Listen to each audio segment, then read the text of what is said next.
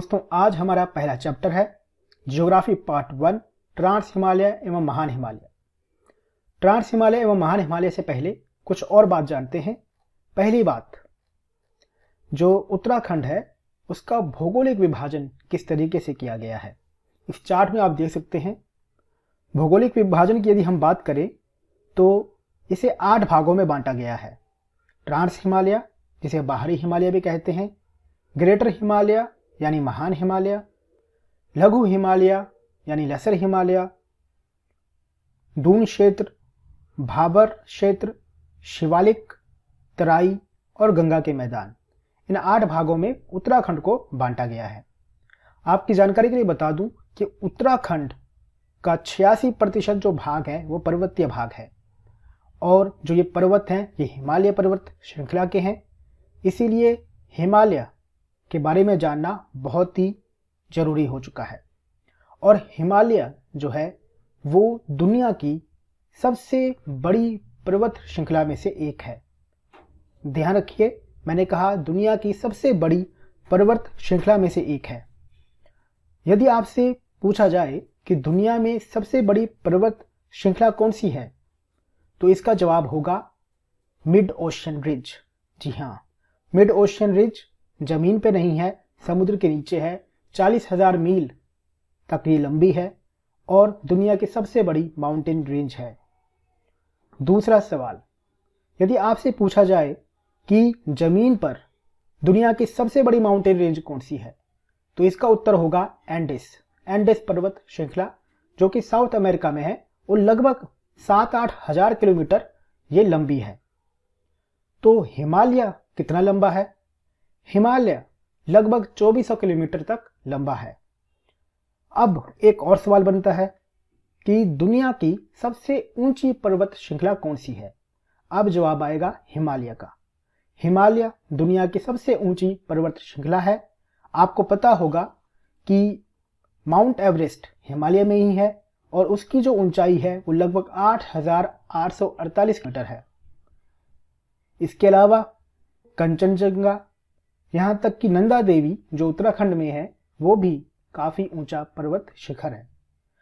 तो ऊंचाई के मामले में जो है हिमालय सबसे आगे है, सबसे टॉप पर है।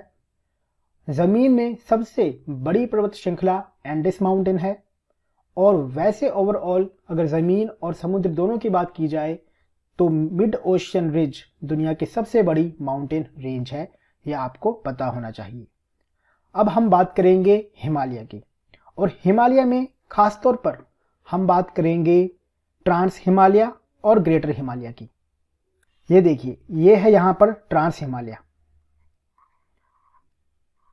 ये यहाँ पे ट्रांस हिमालय है, आप इसे यहाँ पे देख सकते हैं मैप में, और ये है आपका ग्रेटर हिमालय।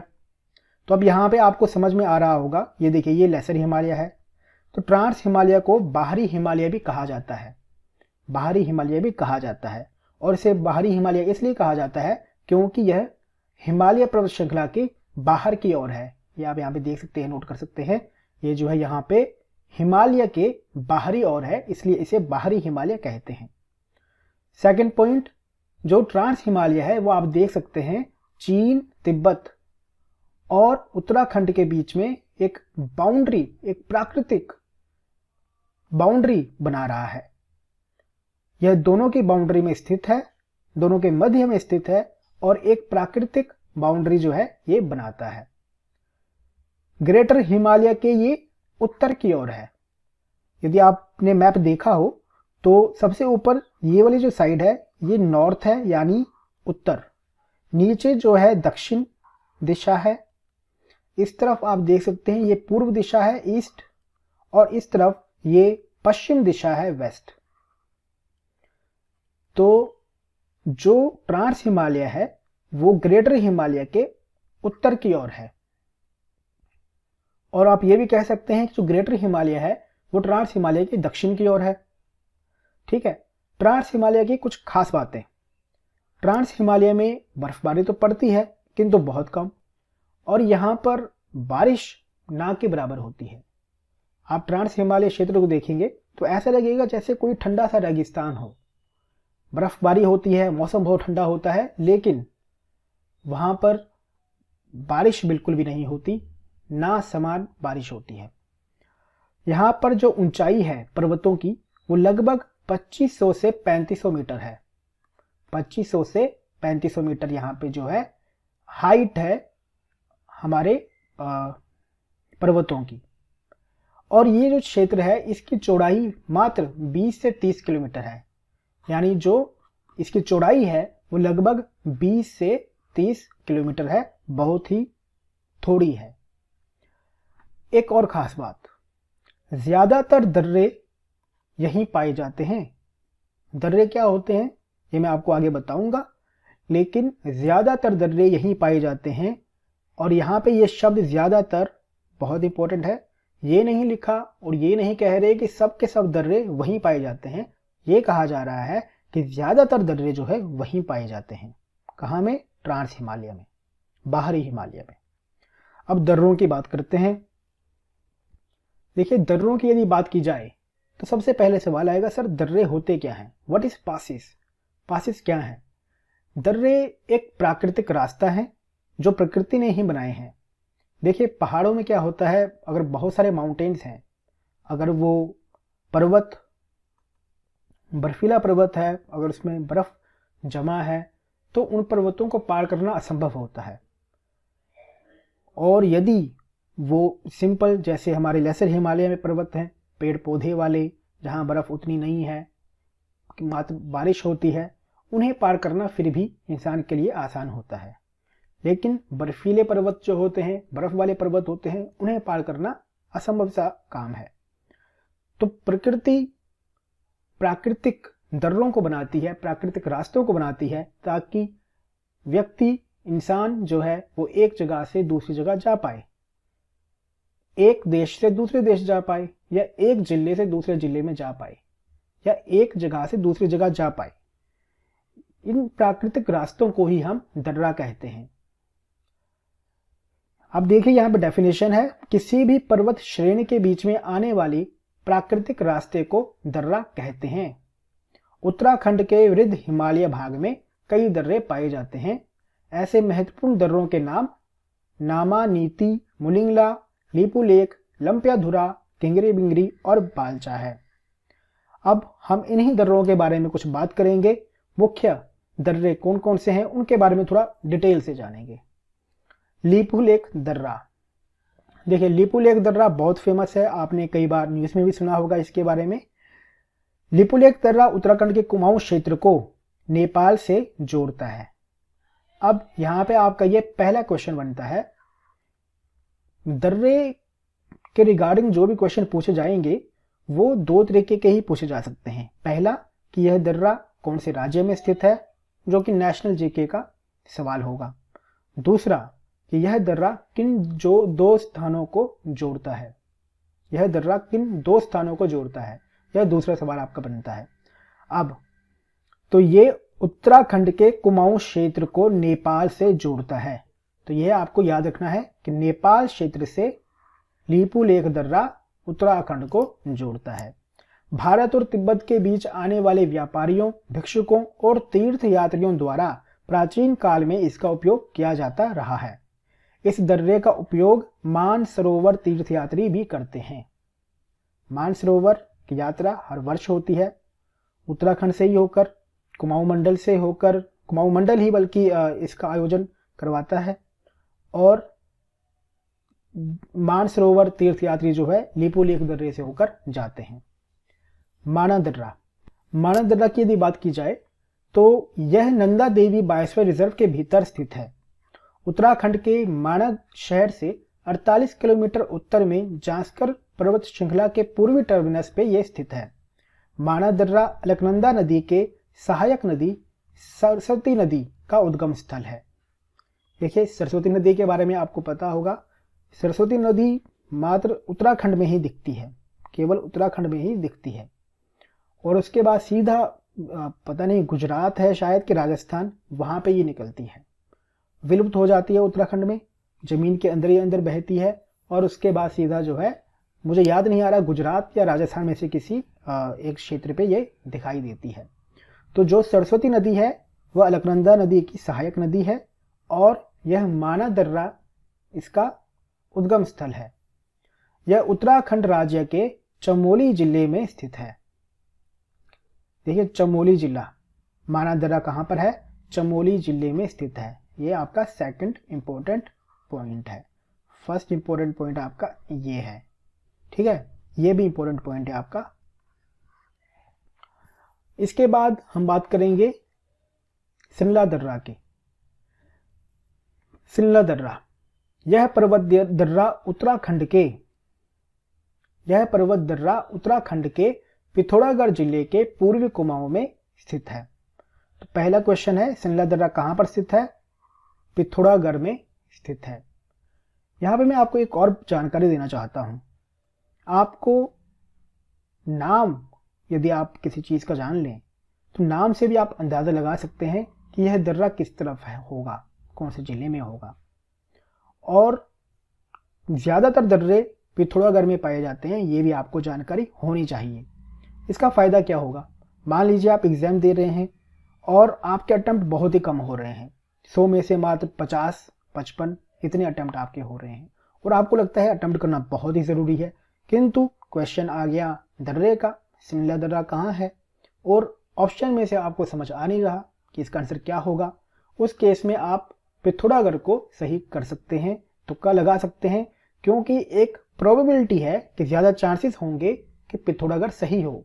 उसकी वजह यह है कि ज़्यादातर दर्रे जो है पिथौरागढ़ में पाए जाते हैं।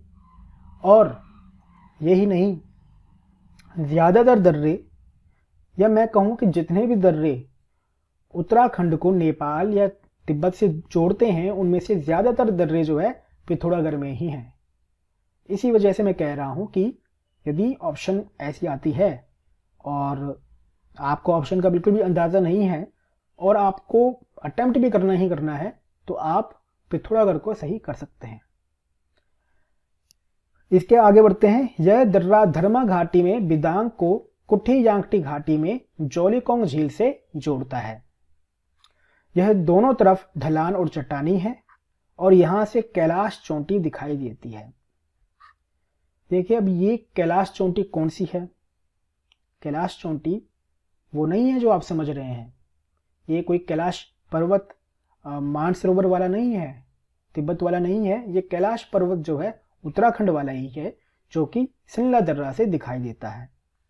यह दर्रा तिब्बत के लिए भोटिया जनजाति के प्राचीन व्यापार मार्ग का हिस्सा था।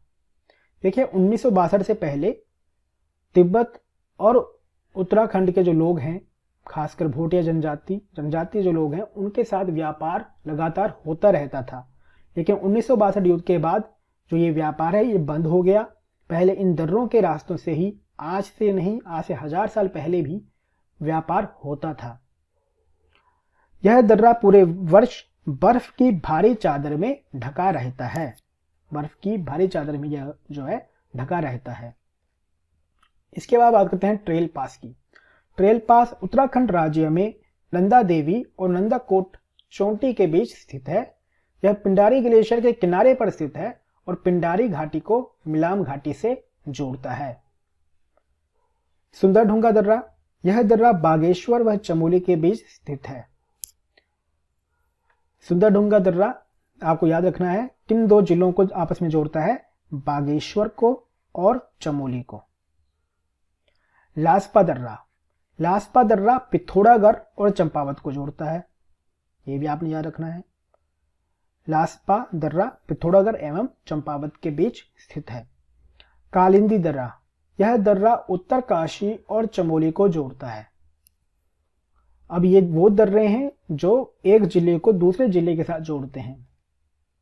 कालिंदी दर्रा, यह दर्रा उत्तरकाशी और चमोली को जोड़ता है।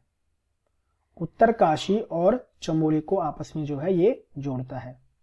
ऊंटा व जयंती दर्रा पिथौरागढ़ को तिब्बत से जोड़ता है।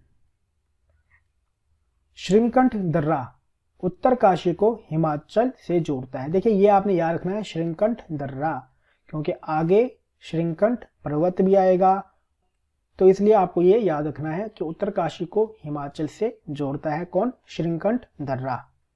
बाराहोती दर्रा, बाराहोती दर्रा चमोली को पिथौरागढ़ से जोड़ता है।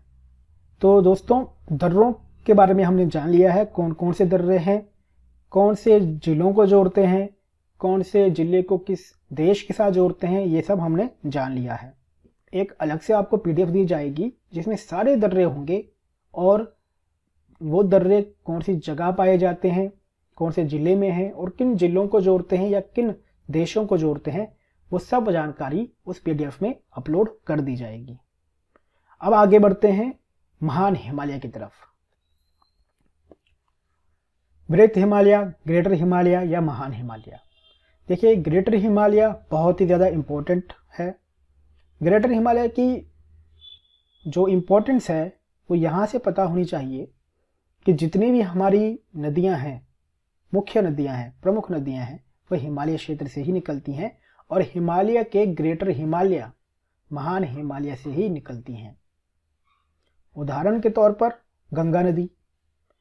गंगा नदी ही वजह है कि हिंदुस्तान में जो है इतनी ज़्यादा पॉपुलेशन है, और न सिर्फ पॉपुलेशन है, पॉपुलेशन डेंसिटी कुछ हिस्सों में ज़्यादा है।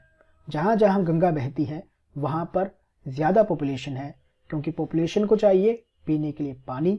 जहाँ पीने का पानी होगा वहाँ लोग रहेंगे, जहाँ लोग रहेंगे वहाँ लोग व्यापार भी करेंगे, अर्बनाइजेशन भी होगा, सिटीज़ भी बनेंगी और सिटीज़ की तरफ पॉपुलेशन वैसे ही अट्रैक्ट होती है और बाहरी पॉपुलेशन आती है। खेती बाड़ी अच्छी होगी जहाँ पर नदी होगी, क्योंकि खेती बाड़ी करने के लिए पानी चाहिए होता है, सिंचाई करने के लिए पानी चाहिए होता है। तो ग्रेटर हिमालय से निकली हुई गंगा भारत की सबसे बड़ी नदियों में से एक है और भारत में जो जीवन चल रहे हैं वो उस पर निर्भर करते हैं। तो ग्रेटर हिमालय के बारे में ही जानते हैं। ग्रेटर हिमालय में 12 महीने बर्फ से ढका रहता है। ग्रेटर हिमालय 12 महीने बर्फ से ढका रहता है और यहाँ की ऊंचाई लगभग 3000 से 7817 मीटर तथा चौड़ाई 30 से 50 किलोमीटर है।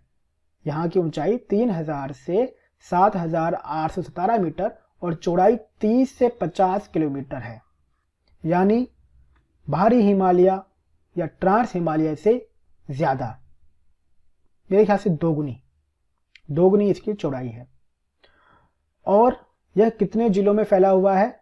उत्तरकाशी, टिहरी गढ़वाल, रुद्रप्रयाग, चमोली, पिथौरागढ़, बागेश्वर, यानी 6 जिलों में इसका फैलाव है। सभी ऊंची पर्वत शिखर जैसे कि नंदा देवी, कामेट पर्वत इसी क्षेत्र में स्थित हैं। अब देखते हैं कि और कौन कौन से पर्वत शिखर हैं जो यहां पर स्थित हैं। यह आपके सामने आप देख सकते हैं, ये पर्वत शिखर हैं और यहां पर जनपद और यहां पर पर्वतों की ऊंचाई दी गई है। उत्तराखंड का सबसे बड़ा जो पर्वत शिखर है वो है नंदा देवी। नंदा देवी राज्य का सर्वोच्च शिखर कहां पर है? चमोली में है और इसकी ऊंचाई है 7817 मीटर। दूसरे नंबर पर राज्य में दूसरा सबसे बड़ा जो पर्वत शिखर है वो है कामेट और यह है चमोली में और इसकी ऊंचाई है 7756। इसके बाद नंदा पूर्वी, ये भी चमोली में और इसकी ऊंचाई है 7434। अब आप एक बात नोट कीजिएगा कि जितनी भी ये ज़्यादा ऊंची पर्वत शिखर हैं ये सब के सब एक ही जगह है और वो जगह है चमोली। ये सब चमोली में है। और इसके बाद यहाँ केदारनाथ आप देख सकते हैं। केदारनाथ चमोली और उत्तरकाशी के बॉर्डर पर है, दोनों के बीच में स्थित है। और फिर यहाँ पे देखिए कालुंका चमोली में। अब ये याद रखने के लिए देखिए पंचाचूली, प से पंचाचूली है और प से यहाँ पे पिथौरागढ़ है। तो ये एक आपको याद करना है बस इनमें कि पंचाचूली पिथौरागढ़ में है। दूसरा देखिए भागीरथी। भागीरथी के बारे में आपको पता ही है, भागीरथी गंगा को ही कहते हैं। वो गंगा का गंगोत्री उत्तरकाशी में है, तो भागीरथी भी उत्तरकाशी में ही होगा। यहाँ से आप एक अंदाज़ा लगा सकते हैं। भागीरथी क्यों कहा जाता है गंगा को, उसकी कहानी आपको पता ही है। राजा भागीरथ की वजह से, राजा भागीरथ जिन्होंने तपस्या करके जो है माँ गंगा को धरती पर बुलाया था। उन्हीं के नाम पर फिर भागीरथी कहा जाता है। और भागीरथी को गंगा कब कहा जाता है? जब भागीरथी का जो मिलन है, जो संगम है, वो बनता है अलकनंदा नदी के साथ। कहाँ पर? देवप्रयाग पर। तो ये आपको पता लग गया। अब ये देखिए, ये है श्रीखंड। श्रीखंड मैंने आपको बताया था। श्रीखंड दर्रा कहाँ पर पाया जाता है? कहाँ पे है उपस्थित? उत्तरकाशी में। इसीलिए मैंने कहा था कि श्रीखंड को याद रखना। श्रीखंड नामक पर्वत भी है और ये पर्वत है उत्तरकाशी में। अब आप यहाँ से अंदाजा लगा सकते हैं कि देखिए, एक ये पंचाचूली आपने याद करना है बस, कि पंचाचूली पिथौरागढ़ में है। इसके बाद भागीरथी का आपको पता ही है, याद करने की जरूरत नहीं है आपको। श्रीकंठ मैंने आपको पहले बताया था उत्तरकाशी में है। इसके बाद ये सारे के सारे जो है चमोली में है। इसमें बस गंगोत्री, हाँ ये जो गंगोत्री है, अगेन भागीरथ गंगोत्री, ये उत्तरकाशी में है। ये भी आपको पता ही है, ये भी आपको याद करने की जरूरत है नहीं। फिर नीलकंठ, फिर चमोली। स्वर्गारोहिणी जरूर चमोली और उत्तरकाशी के बीच में स्थित है। और ये बाकी सारे पर्वत जो है चमोली में है। यानी आप केवल 4 चीजें याद रखनी है। पंचाचूली, प से पंचाचूली, प से पिथौरागढ़। दूसरा भागीरथी, पता ही है उत्तरकाशी, गंगोत्री उत्तरकाशी। और श्रीकंठ जो पहले बताया था, श्रीकंठ दर्रा भी उत्तरकाशी में है और श्रीकंठ पर्वत भी उत्तरकाशी में है। तो ये पर्वत आपके क्लियर हो जाएंगे। आपसे जब सवाल पूछा जाएगा कि कौन सा पर्वत कहाँ पर है, तो आप बता पाएंगे कि सर ये पर्वत जो है इस जगह पे स्थित है। इसके अलावा भी यदि कुछ पर्वत रहते होंगे तो इसकी भी मैं अलग से PDF अपलोड कर दूंगा, जिसमें सारे पर्वत और कौन सा पर्वत कौन से जिले में है, ये सारी डिटेल आपको एक ही PDF में दे दी जाएगी। आपने उसको रट लेना है और किसी भी हाल में इस बार जो है पेपर फोड़ देना है बस। अब जानेंगे ग्लेशियर्स के बारे में, हिमनद के बारे में। वह हिमखंड जिनमें खिसकने, गलने आदि की क्रिया होती है, उन्हें हम हिमनद कहते हैं। देखिए, भारत में जितनी भी नदियां बह रही हैं, ज्यादातर नदियां हिमालय से निकलती हैं। और हिमालय में उनका जो स्रोत है वो क्या होता है? वो होता है ग्लेशियर्स। ग्लेशियर्स पानी छोड़ते हैं नदियों में और इस हिसाब से नदियां बनती हैं। फिर बहुत सारी सहायक नदियां भी उनमें जुड़ जाती हैं। बहुत सारे छोटे छोटे नाले, नदी जब उसमें जुड़ते हैं तो नदी बड़ी बन जाती है। गंगा के साथ ऐसा ही है, भागीरथी के साथ ऐसा ही है। बहुत सारी सहायक नदियां एक छोटी नदी को एक बड़ा नदी बना देती हैं।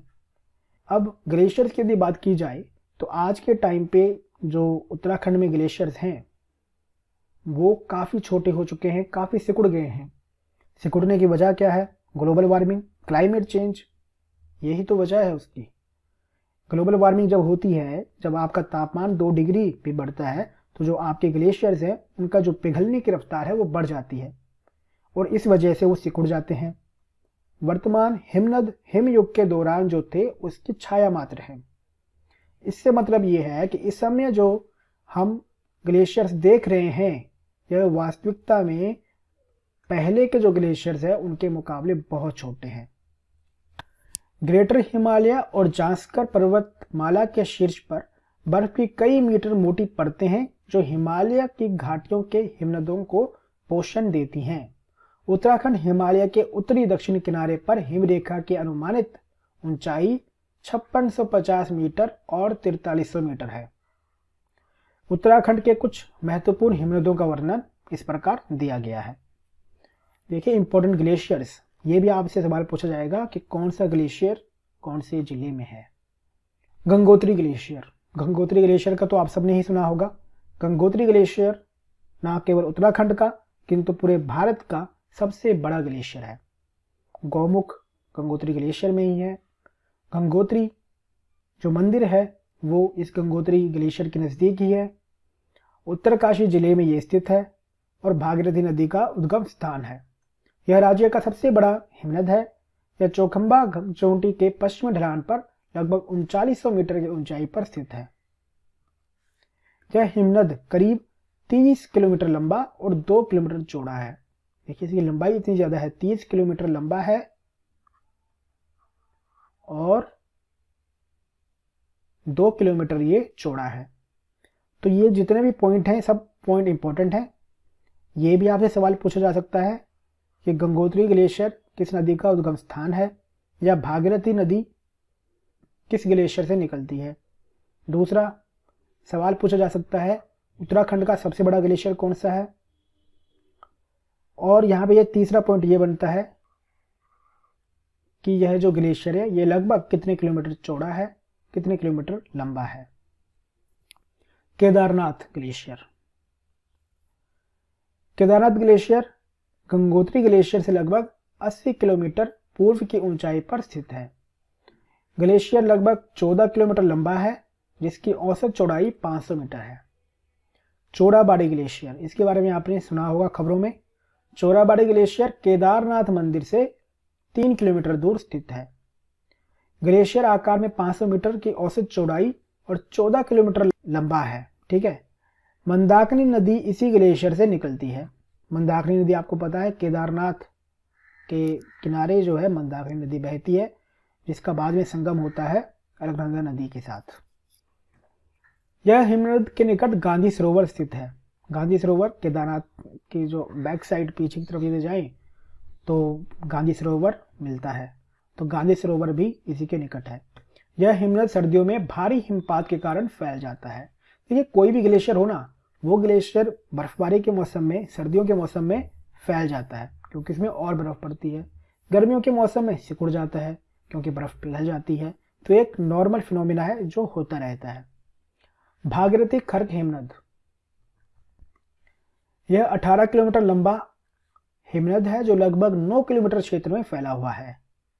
सतोपंत ग्लेशियर इस ग्लेशियर के साथ जुड़ा हुआ है। ये आपस में ही जुड़े हुए हैं, आपस में ही हैं, या ये भी कह सकते हैं कि एक दूसरे के किनारे पर स्थित हैं। भागीरथी खर्क ग्लेशियर और सतोपंत ग्लेशियर। सतोपंत ग्लेशियर की हम बात करें, सतोपंत ग्लेशियर भागीरथी खर्क हिमनद के दक्षिण पश्चिम में स्थित है। इसकी लंबाई जो है 13 किलोमीटर है। नीलकंठ शिखर इस हिमनद के दक्षिण पूर्व में स्थित है। यहाँ से अलकनंदा नदी निकलती है। यहाँ से जो है अलकनंदा नदी निकलती है। वास्तविकता में अलकनंदा नदी जो है वो अलकापुरी से निकलती है, और जो अलकापुरी है वो सतोपंत और भागीरथी खर्क के बीच में स्थित है।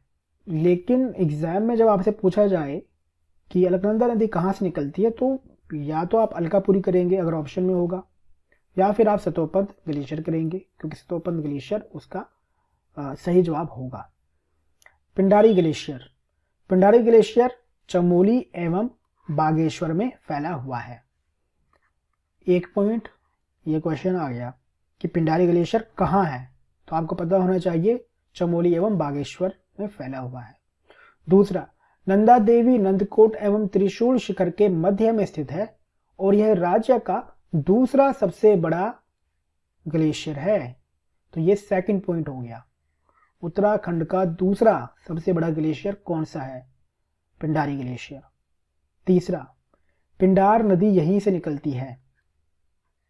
ये तीसरा क्वेश्चन हो गया कि पिंडार नदी का उद्गम स्थान क्या है? पिंडारी ग्लेशियर। और ये फोर्थ क्वेश्चन आपका बन गया, यहां पर आपसे सवाल पूछा जाएगा पिंडार नदी किस नदी की सहायक नदी है? इसका जवाब होगा अलकनंदा। पिंडारी नदी अलकनंदा की सहायक नदी है। Milam glacier. Milam glacier 16 kilometre लंबा ग्लेशियर है और यह मुनस्यारी में स्थित है। देखिए मुनस्यारी की बात हो रही है यहाँ पे। मुनस्यारी आपको शायद पता ना हो, लेकिन प्रीवियस ईयर पेपर में मैंने देखा था, प्रीवियस पेपर में कहीं पर यह भी पूछा गया था कि मुनस्यारी कौन से जिले में स्थित है, और उसका जवाब पिथौरागढ़ है। अब आपको पता लग गया है। तो जब भी आपने किसी चीज़ को पढ़ना होता है ना, तो बड़े ध्यान से पढ़ना होता है। इसलिए कहते हैं कि किसी भी पेपर की तैयारी करने से पहले उस पेपर के प्रीवियस ईयर क्वेश्चन को देख लें। हर पेपर का अलग हिसाब होता है। यूपीएससी का पेपर है, अलग हिसाब है। एसएससी का पेपर है तो अलग, और स्टेट एग्जाम का अलग होता है। इसलिए स्टेट एग्जाम में भी आपको प्रीवियस ईयर पेपर आप देखेंगे तो पढ़ना कैसे है ये आपको पता लगेगा कि पढ़ना कैसे है। अब यदि कोई आम व्यक्ति इसे पढ़े तो वह सीधा पढ़ेगा 16 किलोमीटर लंबा हिमनद है, मुनस्यारी में स्थित है। लेकिन एग्जाम में ये भी पूछा जा सकता है कि मुनस्यारी कौन से जिले में स्थित है। तो यदि आप ध्यान से पढ़ेंगे कि मुनस्यारी पिथौरागढ़ में स्थित है और ये याद कर लें कि हाँ मुनस्यारी जो है पिथौरागढ़ में स्थित है, तो एग्जाम में आपको आसानी होगी। क्योंकि प्रीवियस ईयर में ये भी पूछा गया है कि यह ब्लॉक कौन से जिले में है, ऐसे सवाल भी पूछे गए हैं। इसलिए जहां पर भी कोई ऐसा आपको छोटा टाउन या ब्लॉक या गांव दिखे तो ये याद करें कि वो गांव या वो ब्लॉक कौन से जिले से है। सेकंड पॉइंट, यह कुमाऊं मंडल का सबसे बड़ा ग्लेशियर है।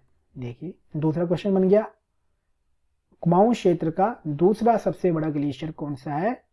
मिलाम ग्लेशियर। तो पहला क्वेश्चन ये, दूसरा क्वेश्चन ये। तीसरा, यह हिमनद गौरी गंगा एवं मिलाम नदी का उद्गम स्थान है। फिर ये तीसरा आपका जो है पॉइंट बन गया यहां पर कि हिमनद गौरी गंगा एवं मिलम नदी का उद्गम स्थान है। अब बात करते हैं खतलिंग ग्लेशियर की। खतलिंग ग्लेशियर, खतलिंग ग्लेशियर रुद्रप्रयाग एवं टिहरी के मध्य में स्थित है। ठीक है, भागीरथी नदी की सहायक नदी भिलंगना यहीं से निकलती है।